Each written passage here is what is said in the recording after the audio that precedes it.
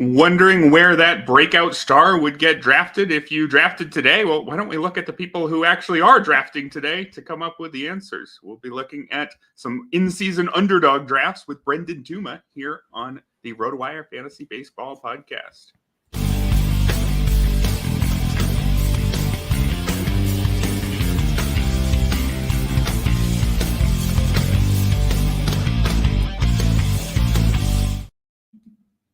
Welcome, everybody, to the Sunday edition of the RotoWire Fantasy Baseball Podcast, brought to you by So Rare and Prize Picks. Erik Halterman here, and my guest for this week is Brendan Tuma of Underdog Fantasy, head of MLB info for Underdog Fantasy. Is that correct? You can also find Brendan's written work at Baseball America. You can find him on Twitter at TooMuchTuma, where you'll be looking for the guy with the Pablo Sanchez avatar. So, Brendan, we got to start with a serious question. After Pablo Sanchez goes off the board 1-1 in your backyard baseball draft, who's going number 2? That is a really serious question, and it's something I've put a lot of thought into, luckily. But it would be Pete Wheeler for me. He was, the Ricky Henderson, if you will, of that game with the power and the speed at the top of your order. Yeah, I think that's the right move. It's either Pete Wheeler or Keisha Phillips, probably for me. But I mean, you could bunch all day, steal all day. I think Pete Wheeler is probably the answer. But good. We'll get less serious from there and move from the cartoon baseball to the fantasy baseball the rest of the day. But thanks for joining me today, Brendan, because our topic is sort of underdog, sort of for everyone else.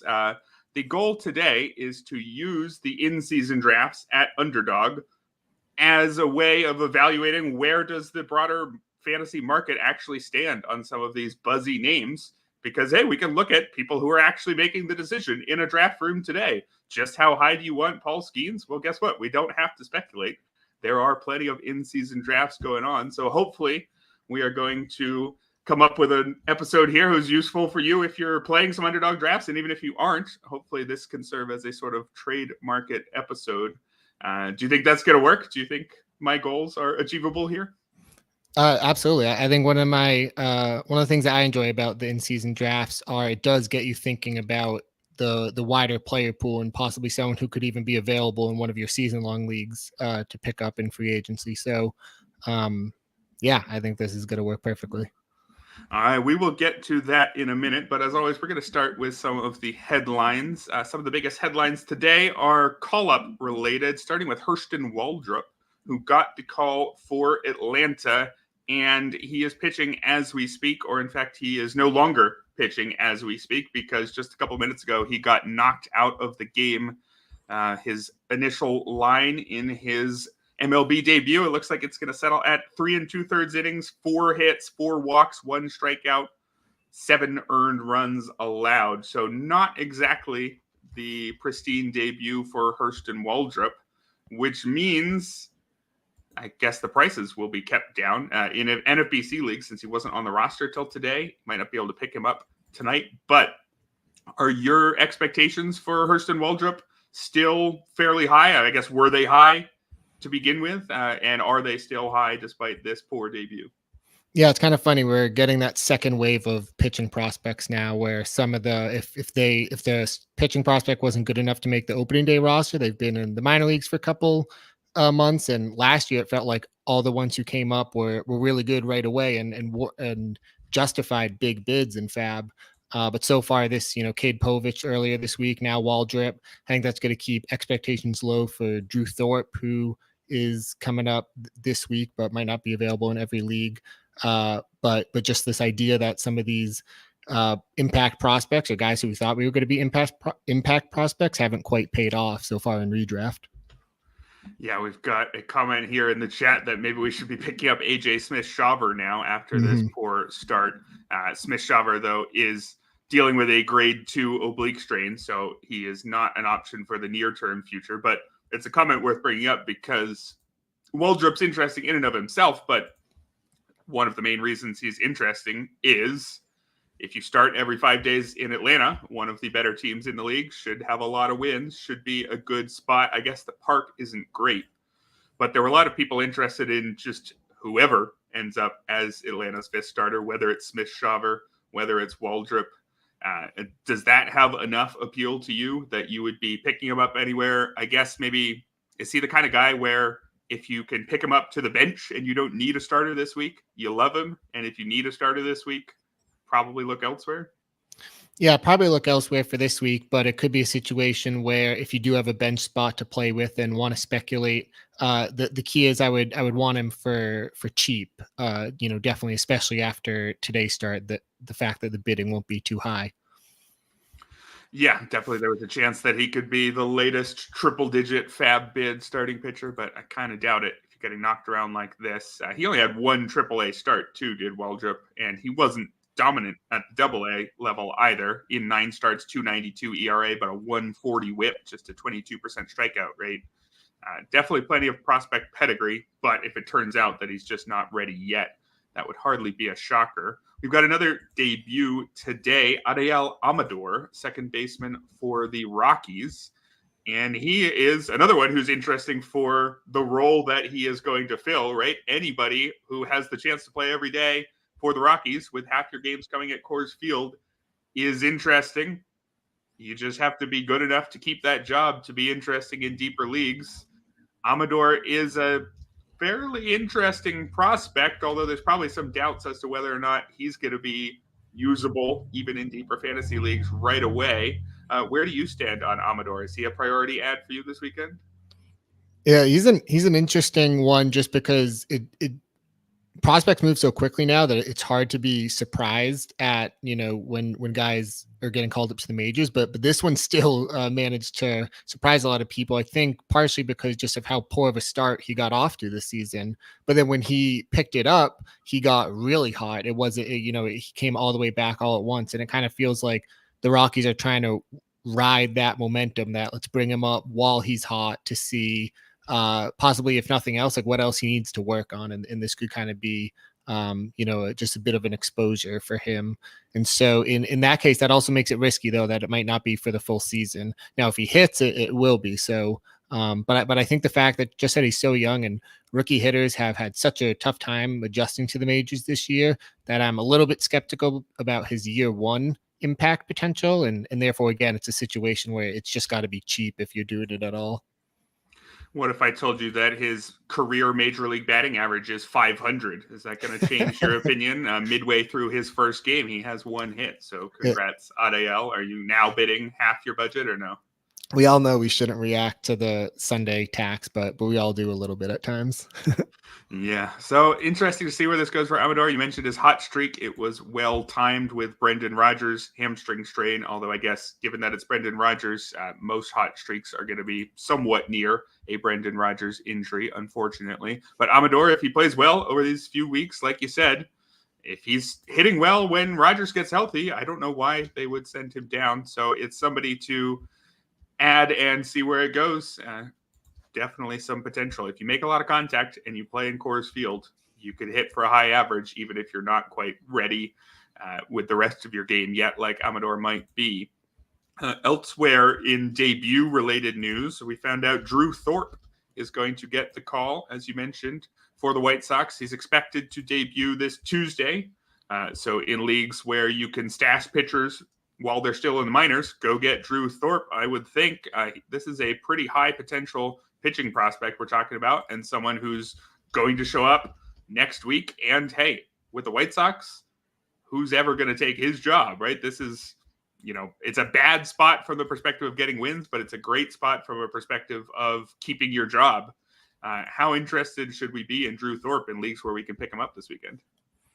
Thorpe is interesting in that he was involved in 2 key offseason trades this year. And you could look at it in one sense of, 2 organizations said, we did not need this guy long-term, no matter what. He's not a, can never trade type prospect. But at the same time, you can look at it and say, wow, 2 teams targeted this guy when they were doing a trade where they were giving up a veteran and needed to get younger. And that this guy was, one of the players they were willing to take back as the centerpiece of these trades. And so, and then they start him out at AA, which as an older pitching prospect was just a little bit of an eye catcher. But But he's done really, really well. And so I think the way to play it might be if we basically know the bids on Povich and Waldrep won't get crazy because they didn't look that good. So maybe it's worth trying to sneak Thorpe through also for cheap. But the fact that we hadn't seen him yet, you could end up getting the best price on him. Yeah, an exciting arm to be sure. Interested to see how his fastball works out at the big league level, but excited that we're going to get to see him as soon as this Tuesday. The White Sox could certainly use anything positive really on that team. I mean, they've got a couple positive pitchers, I suppose, in Garrett Crochet and Eric Fetty, but they might be dealing them at the deadline. So, hey, maybe Drew Thorpe will make 1 out of every 5 White Sox games worth attending to in the second half. Elsewhere in headlines, we got Ty France. He hit the injured list this morning, I believe it was, with a hairline fracture in his heel. The Mariners calling up Tyler Locklear in his place. He got the start today. Is he somebody we should be keeping an eye on and picking up? Is there anybody else in Seattle who benefits from this news? Seattle is really, I think we all talk about how much we love the Seattle pitchers because of the ballpark. And I don't feel like we always talk enough about what that does to their hitters. And I think a big part of Julio Rodriguez is just kind of, in some ways underperformance, or it's so hard for him to, to exceed his like expected stats and things like that. Whereas like Elly, who plays in Cincinnati, it's a lot more of a hitter friendly ballpark where scoring gets really high. Seattle, I just am always a little bit skeptical towards. We saw Teoscar really struggle there, and now what he looks like elsewhere. And there's been some players who have talked about how tough it is to hit in Seattle, and that's just something that's working against Locklear. In addition to just the lack of MLB experience, which some of these rookie hitters just we're seeing the learning curve in real time. Yeah, we'll see if maybe Luke Fraley gains some at-bats out of this. If it ends up not being just Tyler Locklear all the time, maybe somebody like Dylan Moore just works his way into a few more starting lineups. But you bring up a good point. It's a tough place to hit. So if there's someone who isn't all that exciting on his own, going to Seattle is not ideal. I think that's going to wrap up our headline portion of today's show because I want to spend a good amount of time talking about all these breakouts and just exactly how the underdog in-season draft market is valuing these guys. Before we talk about the specific names, though, do you want to just explain the parameters of these contests just so we understand what's going on as far as anything that might affect an ADP here? Of course, this underdog is a points league, a best ball league. It's different than you might see in your 5x5 categories league. So you shouldn't be able to match the ADP here 1-to-1 with the NFBC main event or anything like that. But certainly we should be able to look at players ranked close to each other and say, oh, looks like they are valued similarly. But what are some of the specifics of this contest? Yeah, so it's sometimes referred to as a second half best ball league, and I actually prefer to think of it more as an in-season best ball format. Last year, it actually was a second half where it was drafted after the All-Star break, but this year, in order to keep the playoff week synced up with the full season drafts, it's starting a little bit earlier. So it actually starts the end of June and runs through the first week of September. So that's an important factor. We'll talk about some of these pitchers, I'm sure, who have innings limits concerns, Luis Gil, Garrett Crochet. And so one plus almost for them is it's not the full season that you're playing to the end. So if you even get them through, middle of August, that's still more valuable than it is in a league where you need them in those final weeks of September.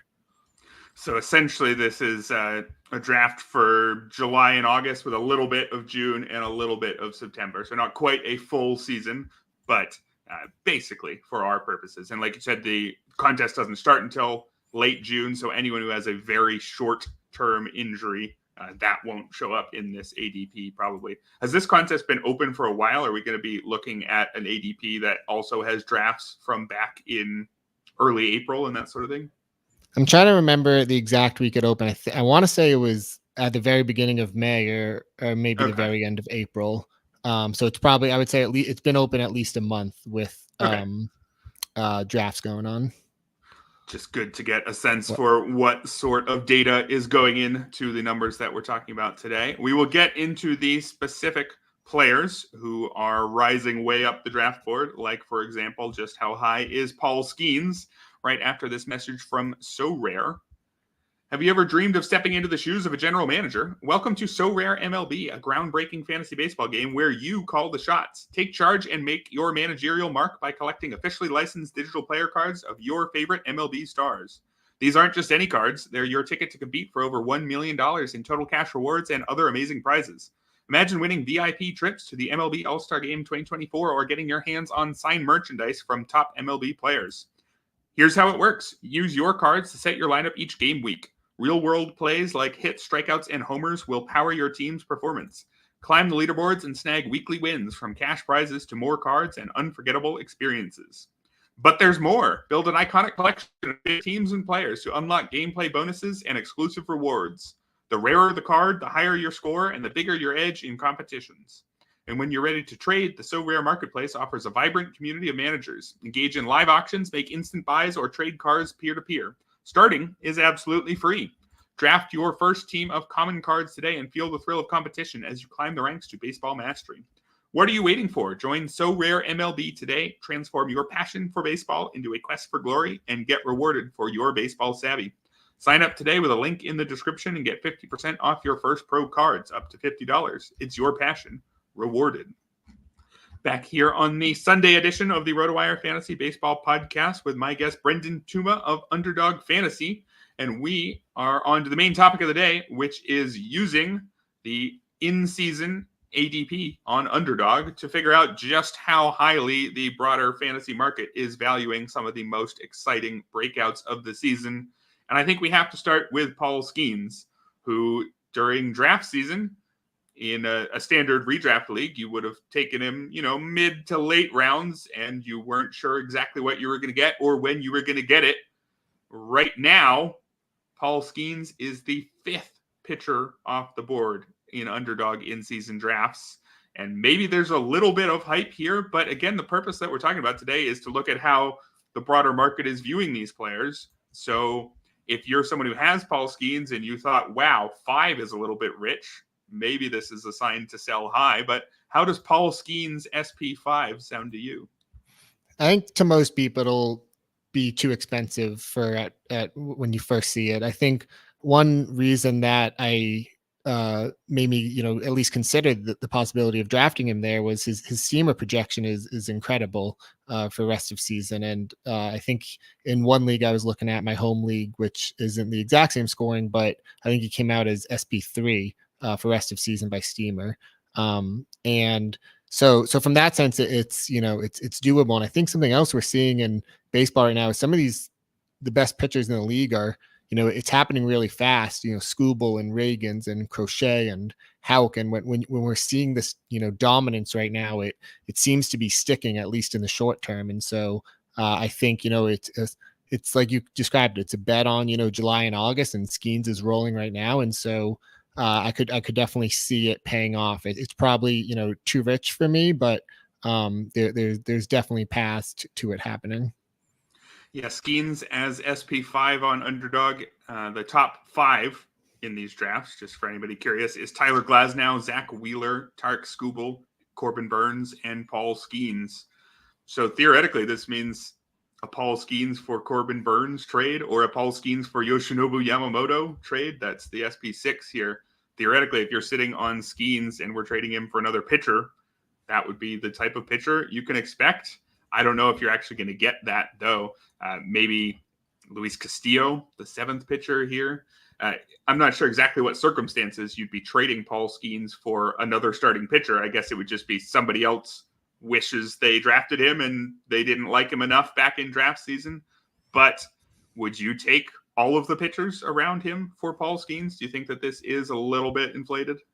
I think something to think about is if Paul Skenes finishes, kind of the way he started, where will he be drafted in the offseason? And I think it would be, close to this range. Strider's going to be coming back from injury. Cole, we'll see, how he does the second half of the season. It's Scoob will be up there. Wheeler will be up there. Glasnow will be up there if he finishes healthy. But, guys like Scoob were drafted pretty aggressively, this offseason. I think there'll be a similar case for Skenes where it's, really dominant per inning stuff, but we just haven't seen the full workload yet. And people who that matters to, won't be as in on Skenes, and people who are willing to, ride the wave a little bit more will, and it'll just come down to a matter of health.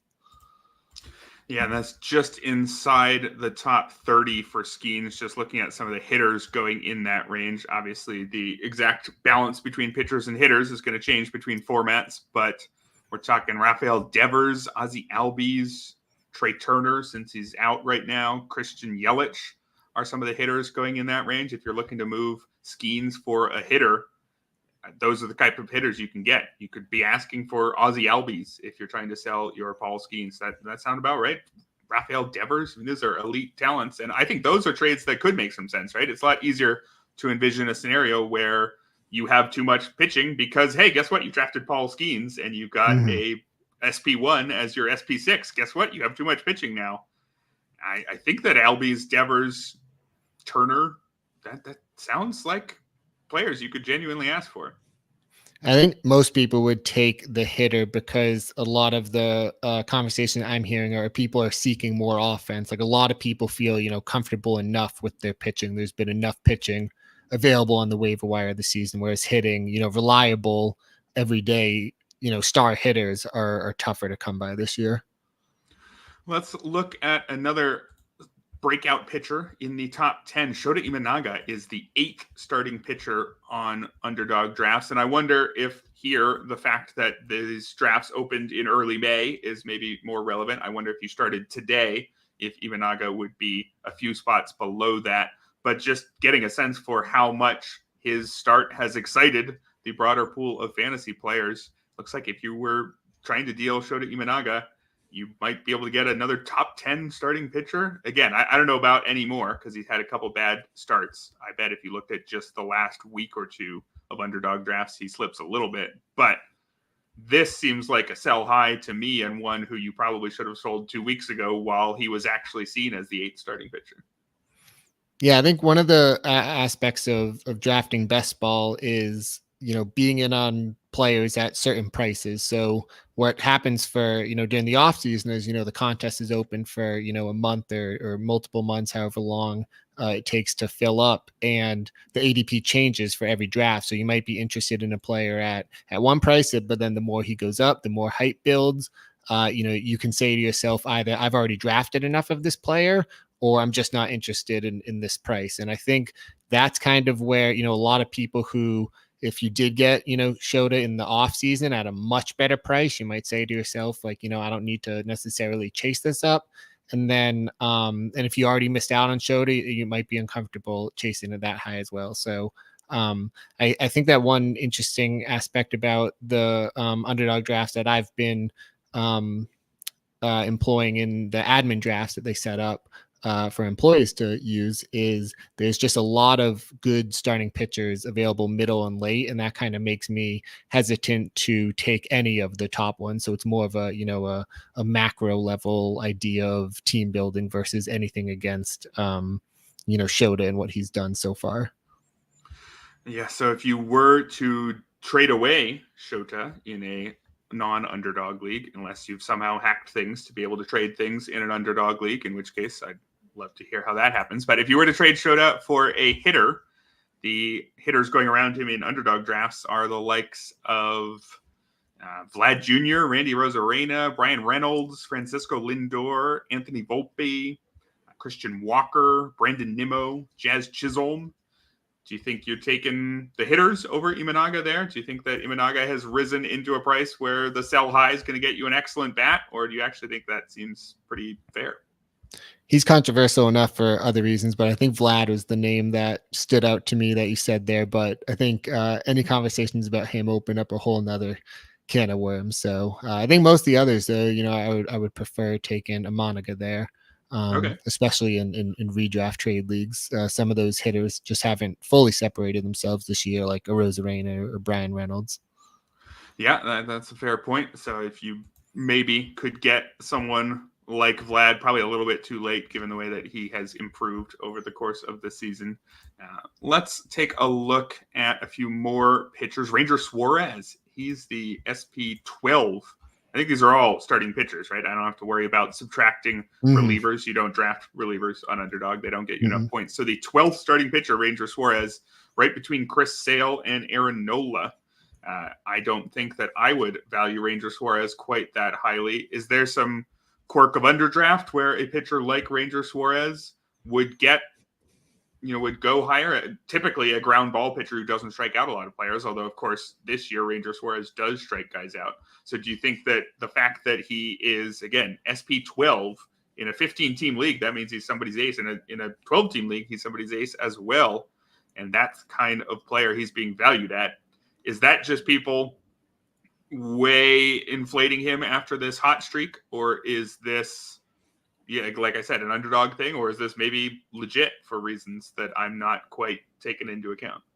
I think one thing that's fun about the in-season drafting is you can kind of, if you're early on a breakout like this or believing in someone like Ranger Suarez, you can kind of ride him up and be drafting him as he gets more and more expensive, because basically by having his ADP here, the market is telling us we are reacting to a pitcher doing well in the moment, but we're not drafting for the stats that happened in May. We're trying to draft for the stats that happen in July and August, and eventually that pendulum swings where he becomes too expensive for what you can project or expect reasonably moving forward. And I think he's like the exact type where you want to take him at a certain price, but be cautious at when it gets to be too expensive. Yeah, and I think this is too expensive for me. I mean, I'm just reading the next 5 starters after Ranger Suarez: Aaron Nola, Cole Reagans, Kevin Gausman, Pablo Lopez, and Freddie Peralta. For all that Suarez has done this year, and for as exciting as it has been, I don't think I can go Suarez over any of those guys. Would you?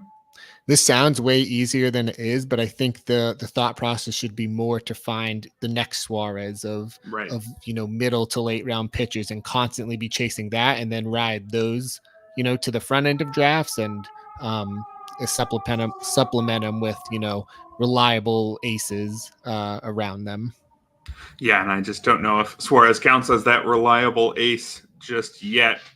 Someone who definitely doesn't count as a reliable ace, but who I was very curious to see how high he was going in underdog drafts, is Luis Gil, with his very strange statistical profile: a 182 ERA, 092 WHIP. That's great, 31.5% strikeout rate, but also a 12.6% walk rate.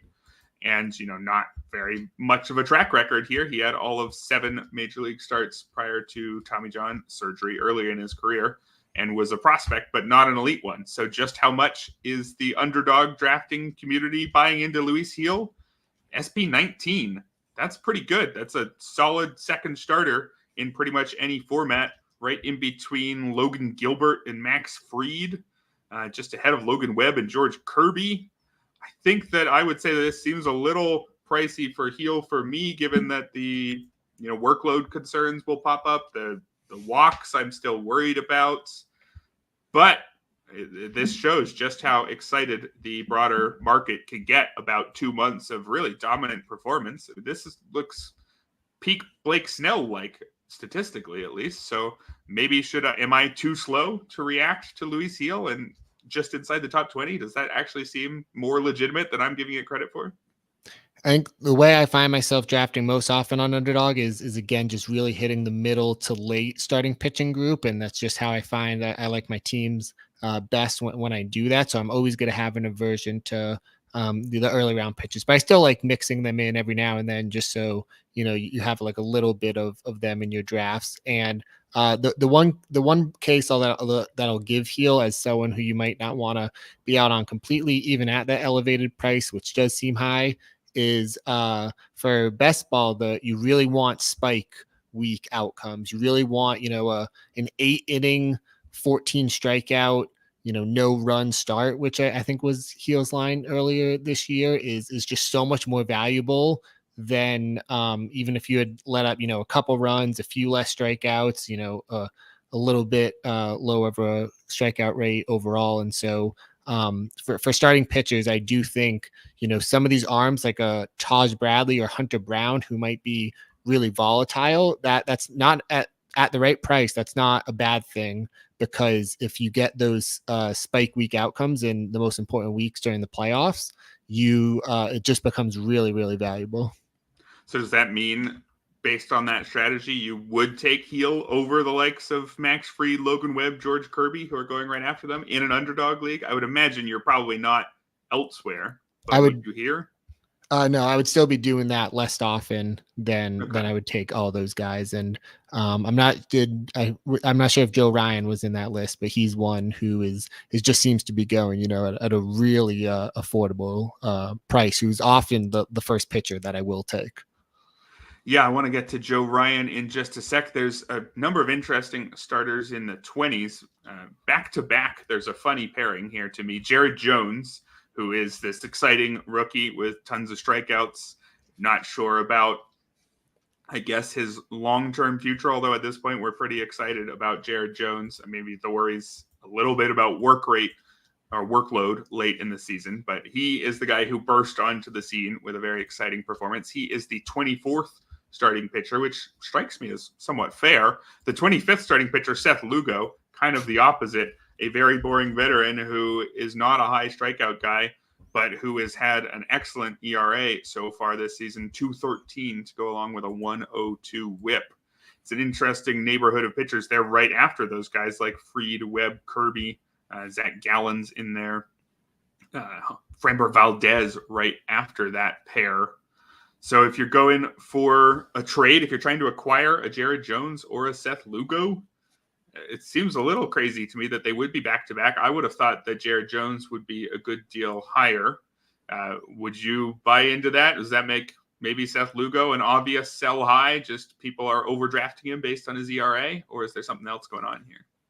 That's what's kind of funny about some of these ADPs sometimes where, the Paul Skenes, the Ranger Suarez, even like there was so much, buy-in for those guys to be going so early. And then Jared Jones kind of slips through the crack and doesn't have that same amount of helium. But I think it's because, he more started hot and then kind of Skenes came after him and has been, the newest, biggest thing. And so that's kind of muted some of the Jared Jones excitement in general. But I'm still, really bought in. I think he came out of the gates. I think he was almost had more of a reliever mindset where he's just, I'm going to throw every pitch as hard as I can. And, he was breaking a lot of stuff models in for that reason. And those crazy numbers that he was posting in April kind of backtracked a little bit in May, but he's still proven to be effective. I think, he's always going to be better when he's throwing harder as most pitchers are.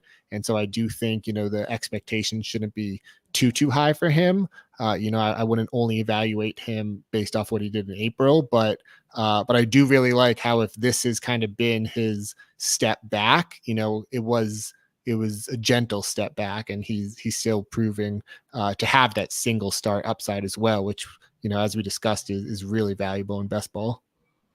Yeah, the hitters going around Jared Jones and Seth Lugo are guys like Christopher Morel, Ian Happ, Max Muncy, Brian De La Cruz. I guess there might be some league-specific dynamics here. I would think that Jared Jones would go ahead of those guys in a 5x5 league, or maybe I'm just off on Jared Jones and maybe I am overrating him and maybe I'm anchored to his initial couple starts.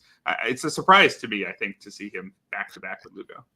Yeah, and I think like some listeners might be, ripping their hair out when they hear Brian De La Cruz going, near him as well. And one of the aspects of underdog that makes it, just a different market to get used to is that outfield is always so scarce because all the infielders are grouped together as one position and all the outfielders are grouped together.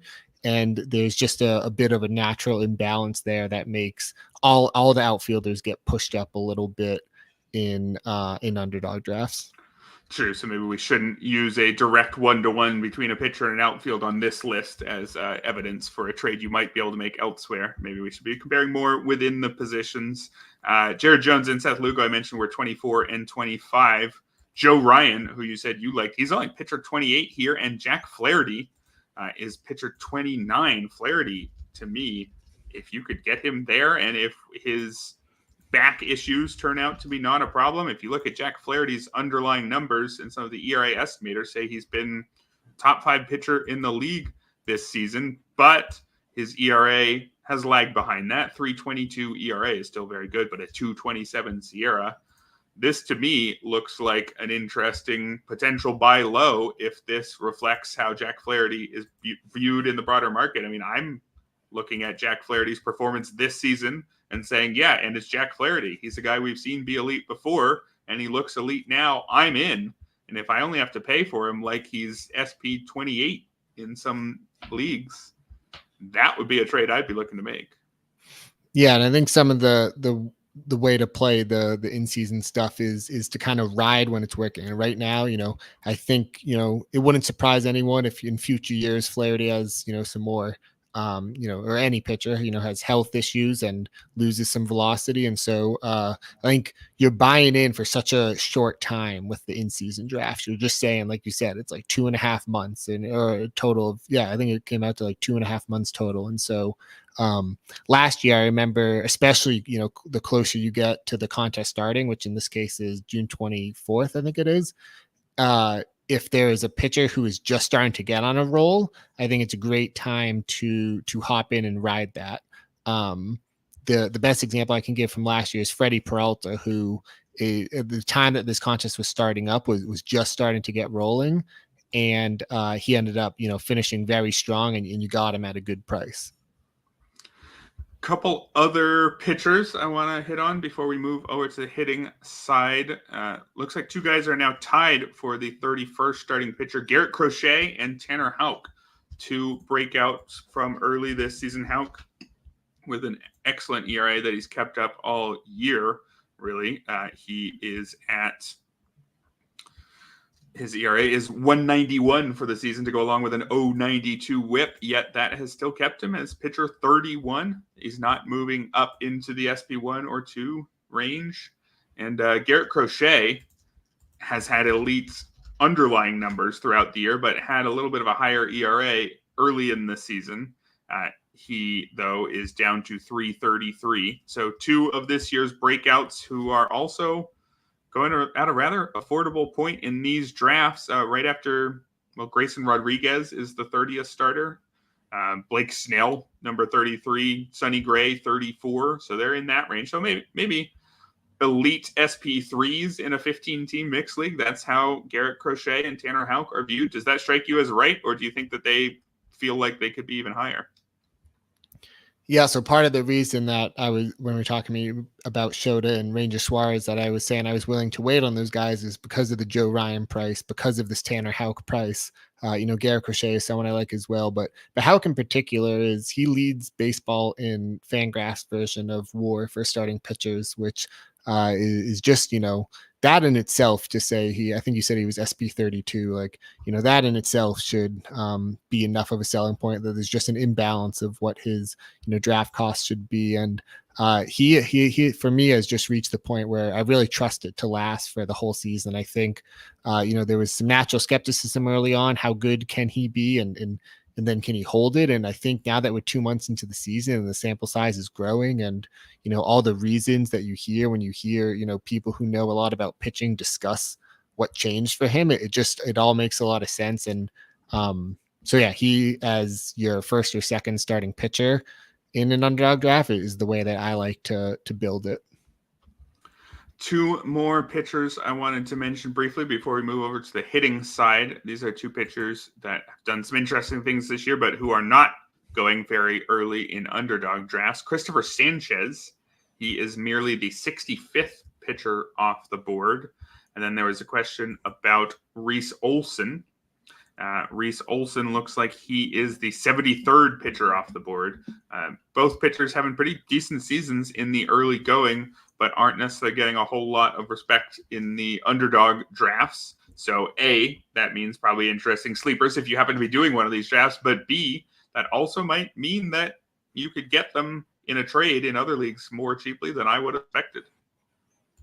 Yeah, so I like Sanchez in particular for underdog draft specifically. I'm just, really bought into, what he's done and his ability to kind of get on a roll when he has the feel for, his pitches in particular. He needs that to be effective. And that's something that we see pitchers, of like him just have for a little bit, and then sometimes it'll go away. But I think he's worth chasing at such a cheap price. And then for Reese Olson, I mean, I would definitely be willing to trade him if I had him. I think that, a lot of people in your league might be skeptical just because of it's a low strikeout rate, and he doesn't, throw particularly hard, and he wasn't a big name prospect. So, if you can get something of value in exchange for Reese Olson, I think that's something that I'd definitely be willing to do. Yeah, just looking at the pitchers going right before Cristopher Sanchez, before we move on to the hitters here, would you take Sanchez over all of these 5 guys? Because I think I would. Reynaldo Lopez, Taj Bradley, Yu Darvish, Justin Verlander, and Brandon Pfaadt. Are you on Sanchez for that group? I think the way to play it, if you're drafting a lot of teams, is actually just to keep switching it up and take a different one if you feel similar about them all. But if we're talking, for the just one draft, you're either only doing one draft or it's a trade situation, then I do really like Sanchez, and especially in leagues for wins. Wins are always so hard to get, and the Phillies are one of the best teams in baseball, and he pitches deep into the games, and they have a really good bullpen. So you never feel safe about getting wins necessarily, but it's tough. I can't paint a better situation to get wins than Sanchez has with the Phillies. Yeah, he only actually has 3 so far, but when we're looking at wins, I mean, I really don't think you can look at a player's past wins. You have to look at how good is he at pitching, how deep does he go into games, and how good is his team. And Sanchez does go deep enough to get a win pretty much every start that he pitches well, so would not expect just 3 more the rest of the way. We'll jump over to the hitters right after this message from Prize Picks. Prize Picks is the best way to get action on sports in more than 30 states across the country. Prize Picks is really simple to play. I can make my picks and submit my entry in less than 60 seconds. You just pick more or less on 2 or more player stats and watch the winnings roll in. And you could use the RotoWire Picks tool to help you there. I'm checking out. Let's go to tonight's MLB slate. We got a Sunday night game, Dodgers-Yankees. What is the tool recommending here? Tool says more than 6 strikeouts for Luis Gil. Also says more than 7 strikeouts for Tyler Glasnow. I could get behind either of those 2 pitchers who strike out more than a few batters. Quick withdrawals, easy gameplay, and an enormous selection of players and stat types are what make PrizePicks the #1 daily fantasy sports app. Download the app today and use code ROTOPOD for a first deposit match up to $100. That's promo code ROTOPOD for a first deposit match up to $100. Pick more, pick less. It's that easy. Welcome back, everybody, to the Sunday RotoWire Fantasy Baseball Podcast, where I have been discussing the in-season ADP over at Underdog Fantasy with Brendan Tuma, trying to get a sense for how does the market view this season's biggest breakouts. Let's go over to the hitters, where we'll go infield and then outfield, just because that's how it's grouped on Underdog. The infielders, Gunnar Henderson is going just inside the top 10. He's got an ADP of 8.9 in these drafts. So I know Jeff Erickson has talked plenty about how he regrets missing out on Gunnar Henderson. This gives a sense of just how high you'd have to go to get him. Actually, he's down to 8.3. He was 8.9 when I made the outline yesterday. So Gunnar Henderson now a mid-first round pick in 15-team leagues, at least if Underdog's in-season ADP is any indication. Does that strike you as fair? I mean, the players going around him, it's Kyle Tucker and Yordan Alvarez on either side of him. You got Mookie Betts, Bobby Witt, Tucker, then Henderson, Alvarez, Fernando Tatis, and Elly De La Cruz, who we can talk about in a minute. Henderson is firmly a mid-first round talent. Does that strike you as accurate? It does, and I think this is just kind of going to be the beginning of us taking a player like Gunnar Henderson in the first round for the next 5 to 7 years, sort of thing. And so I don't think he's therefore a priority, because there's going to be many other chances to get him at this price, and even this offseason and in future years. But yeah, I think it's fair. And again, I'll always have a lean to have my first pick be an outfielder, just because of the way you can kind of team build with the positions on Underdog. But Gunnar is deserving of this consideration for sure. Yeah, I don't think he'd go ahead of Kyle Tucker if not for that outfield consideration. I mean, maybe he would. That would bump him up to 6th on the board, but a very exciting season so far for Gunnar Henderson. I don't know if he can move any further just because he's not an elite speed guy. I don't know if we're going to see him threatening. I guess I'm thinking back to 5x5 now. I don't know if I see him threatening, the Bobby Witt and the other true 5 category guys at the very top. Shohei Ohtani, maybe. I should mention Shohei Ohtani. I said we're going infielders and then outfielders, but Shohei Ohtani counts as an outfielder on Underdog because there's only 2 hitter positions. And if you were curious, how high would Shohei Ohtani be drafted if position wasn't a concern? Well, if Underdog is any indication, first overall, Shohei Ohtani with an ADP of 1.4. I guess that seems pretty fair to me. If you were worried about his injuries, that's not a worry anymore. I mean, you're worried about his, rehab. That's not a worry. And if you were worried about blocking your UT spot, that's not a thing in Underdog. So if you unleash Shohei Ohtani, top fantasy player in baseball. Yes, it's interesting at the top like that. But for me, I would actually take Aaron Judge, who's currently the highest scoring player so far this season in Underdog, and had one of before Ronald Acuna's 2023. Aaron Judge had a claim as one of the best fantasy seasons of all time in 2022, and he looks to me as locked in as ever. So I think the way to play this sometimes, if you're doing a lot of drafts, is when you do get the first pick, if you don't take Ohtani there, you're never going to get him. And do you want to, if you're doing a bunch of drafts, do you never want to have Ohtani? So sometimes you just take him. But if my back was to the wall, I would be taking Judge over him. So if anybody was looking at Ohtani's initial ADP over the offseason and thinking, ooh, I could offer my 10th overall player for him, I don't think that's happening. Shohei Ohtani viewed as the best player in baseball right now, as long as UT concerns are out of the way. Let's look at Elly De La Cruz. He's got an ADP of 10.9, and now in Underdog, it's a points league, so his outlier speed doesn't matter quite as much as it would in a 5x5 categories league. But even still, Elly De La Cruz is just outside the top 10, firmly a first round pick if we're talking from a 15-team standpoint. Does this strike you as fair, or do you think that this is maybe reflecting his early season hot streak and that his cold streak means he should maybe go a little bit lower? I think that the steals are definitely always going to be more valuable in a roto league, but in Underdog, they matter on the extreme ends.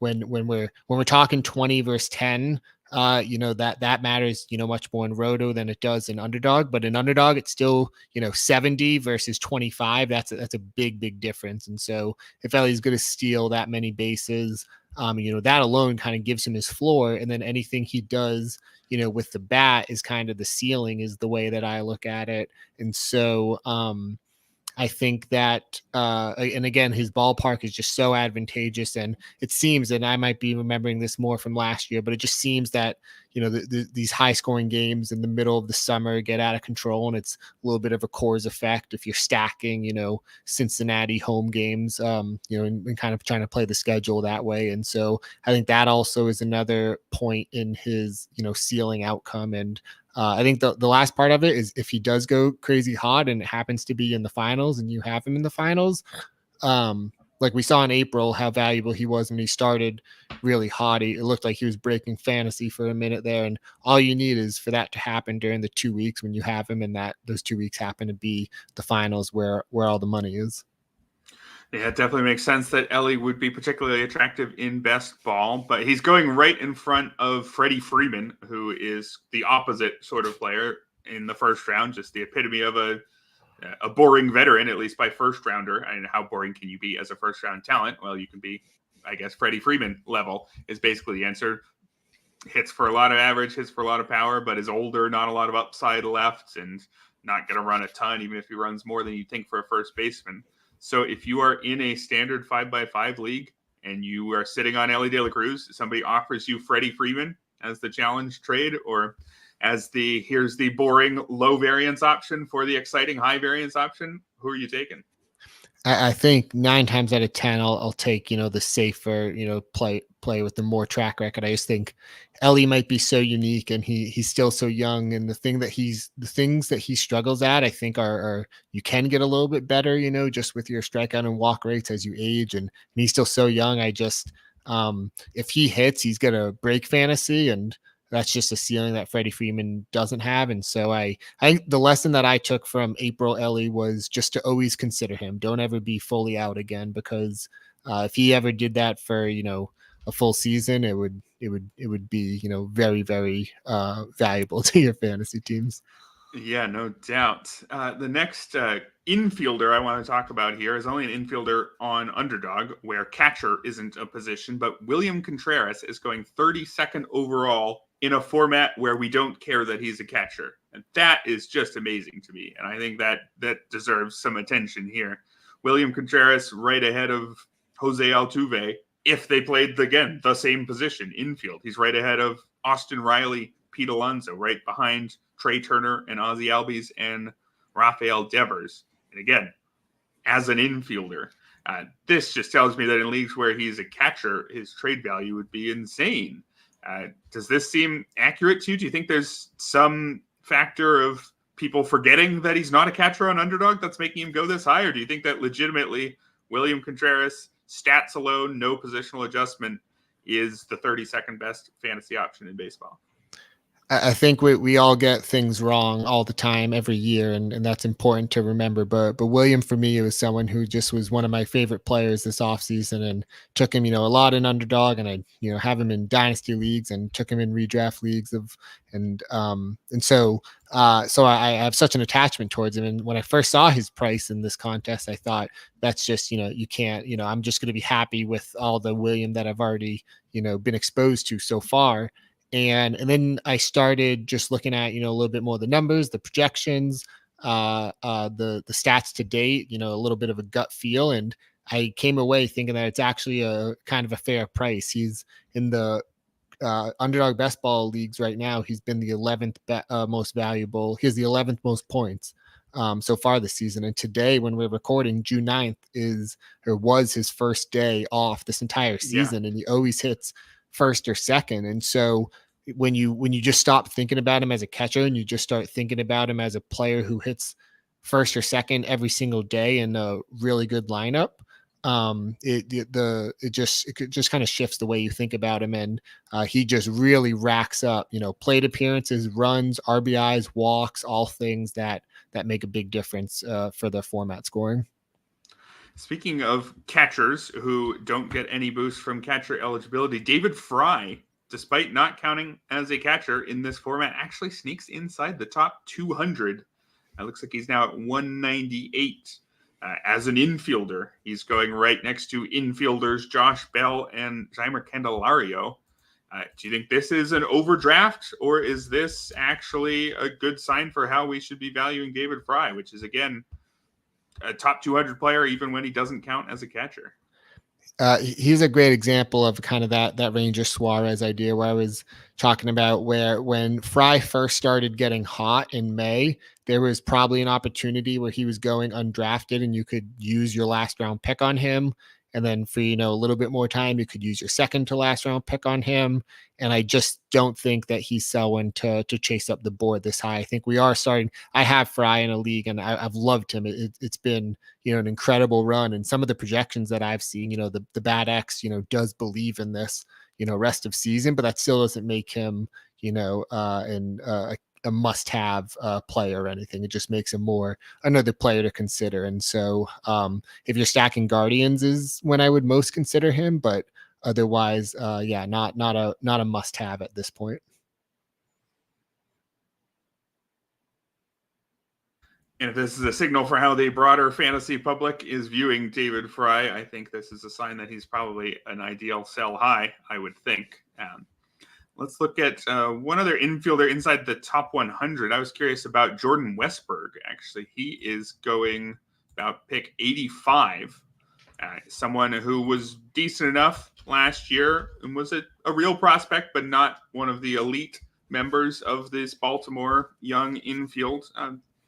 He certainly looks like one of the better members of the team so far this year. 10 homers, 6 steals, hitting .278, an .831 OPS.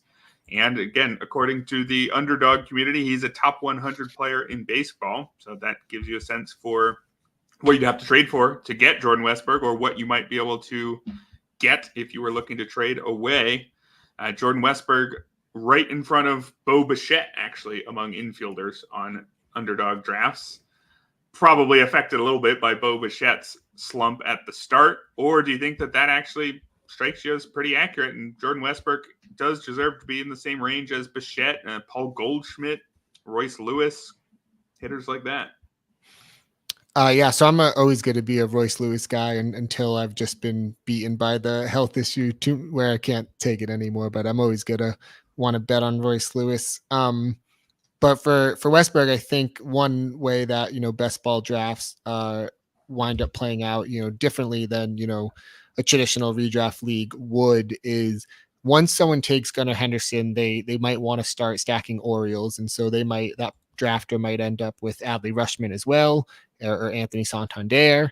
And once that happens, you're going to keep thinking, who's the next best Oriole I can take? And so that might, naturally inflate Jordan Westburg's price a little bit in this case. And I'm not even positive that's what's happening, but that's just, a kind of a guess by me. And but I do think of kind of those young Orioles, kind of him, Cowser, Norby, Kjerstad, even Holiday.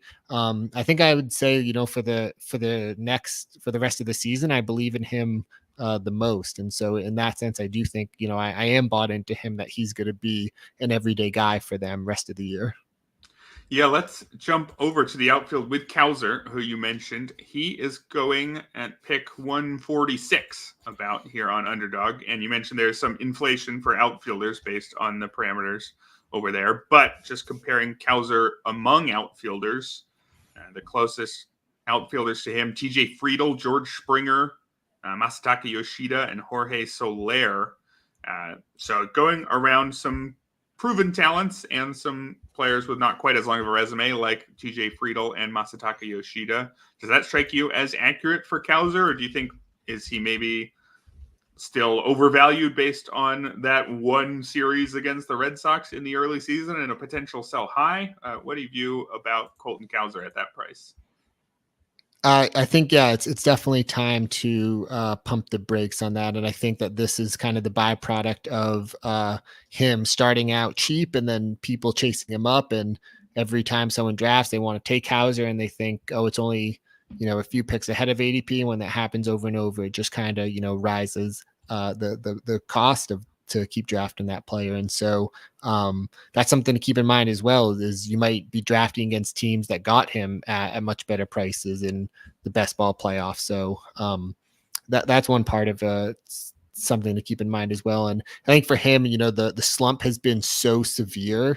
It hasn't, one thing I really like to look for, especially analyzing young hitters, is when they do, hit a bit of a wall, do they crash or do they, kind of recover and, it's, rough for, a week or two, but then they get right back on track. And Cowser's had all the opportunity in the world and it just hasn't fully happened. And so that's why I think, you got to lean Westburg over him for an example to compare the two.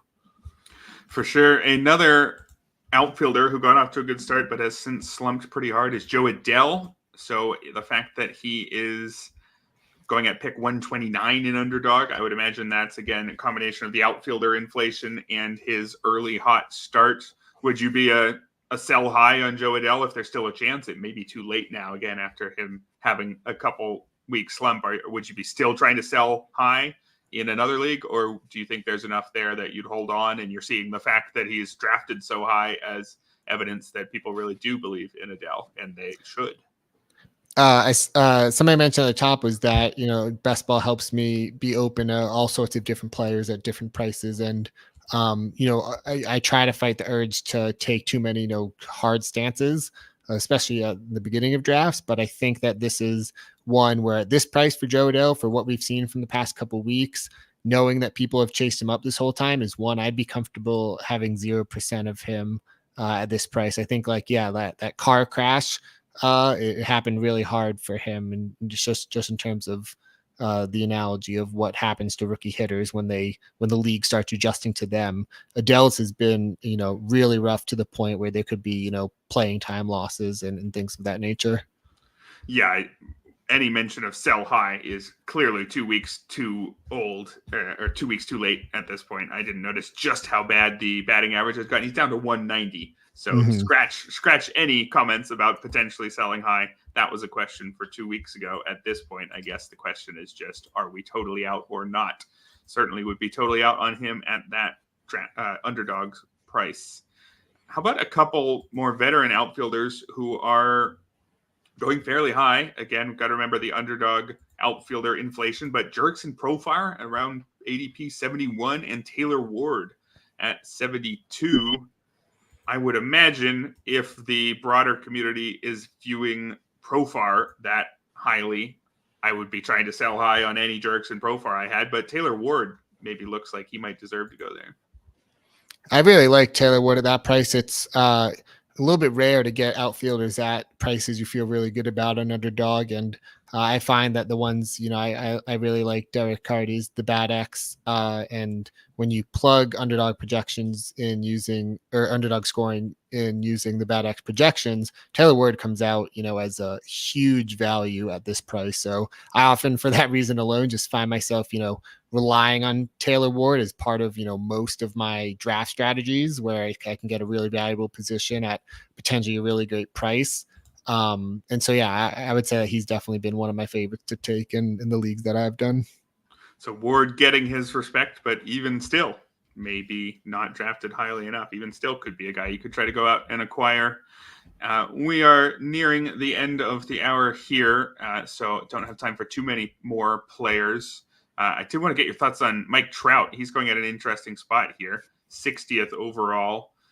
With the parameters of this contest, like you said, I'm not sure you're going to get Mike Trout for definitely not all of this contest, but you might get him for the playoffs. And that's something that people in redraft leagues would be thinking about as well. Anybody in a league with playoffs, if you're thinking about trying to acquire Mike Trout, you might get him for those playoffs in September. It's not the whole month of September in underdog, but in your league, it's probably the second half of September or something like that. And so Mike Trout being viewed similarly to Jarren Duran, Luis Robert, Manny Machado, Anthony Santander in underdog drafts. Would you be parting with one of those guys to try to get Mike Trout if you were in a situation where you care about the playoffs, or do you think this is too rich? Similar to what I said about lessons from April and Elly, just kind of always want to consider him. I think Trout was another where, a lot of people said, that injury was always going to happen. He was never going to stay healthy, but he looks so good. And when you don't have a lot of a player and they do something like that, it really makes you question that stance. And so I'm always going to want to consider Mike Trout at, especially once you get past the first, 4 picks of any draft that you're a part of. And so I think that the most interesting, best ball aspect for him in this is there's this element where the moment you take Mike Trout, because of his injury timeline and when the contest runs, you're decreasing your chances of making the playoffs because you're using a very early round pick on someone who's not going to help you right away. But if you do happen to get that team through into the playoffs, you have this, potential hammer that other teams don't have, because once Trout's healthy, he's not a 5th round talent. He's, a 2nd round talent. And with the outfield designation or the outfield importance of the scarcity on underdog, he could be a late first round talent. And so I think for best ball, you really want to try to build super teams in that sense. And I think that leads you to wanting to definitely consider Trout at that price. But it's definitely going to make your roster a little more volatile than it otherwise would. Yeah, might be some lessons there for redraft leagues. Like you said, if you were to go out and acquire Trout in a trade, you would hurt your chances of making the playoffs, but help your chances in the playoffs. So maybe if you're lucky enough to be super comfortable, say right now, if you're in a head-to-head league and you're just crushing it, then you can make your team worse the next few months in hopes of making it better in September. Maybe it's worth sending an offer in that situation. Whereas if the next few months are more important to you than September is because you're no lock to make it to the playoffs, it's tough to have much interest in acquiring Trout. I think that's going to wrap up our underdog section of the show, unless you had maybe 1 or 2 players that you wanted to shout out who we didn't cover, who you think everybody should be drafting.